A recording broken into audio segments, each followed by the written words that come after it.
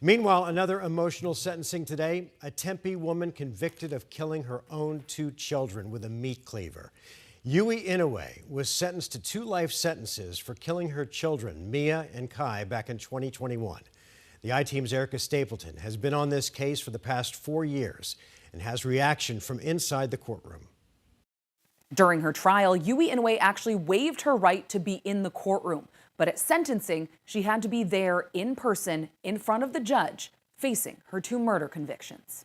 For cutting her children's lives short, defendant be in prison for her natural life. Yui Inoue will spend the rest of her life in an Arizona prison.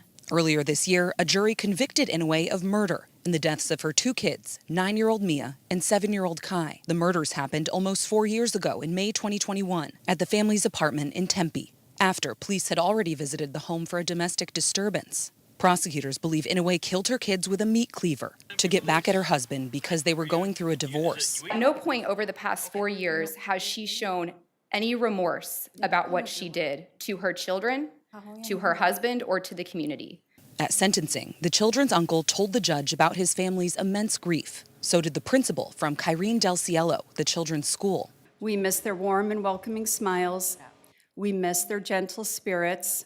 We miss their infectious giggles. One of the hardest things to do, she said, was guide the school community through the murders of their students, their friends. Although they were both children, I want this court to know that their short lives mattered. Inoue's defense attorney said the defendant had mental health issues and that she was involuntarily evaluated twice in the months leading up to her children's deaths. She had told Officer Couch that voices told her to kill her kids or hurt her kids. Through a Japanese translator, Inoue denied her kids were dead. My children are not dead. My parents have them.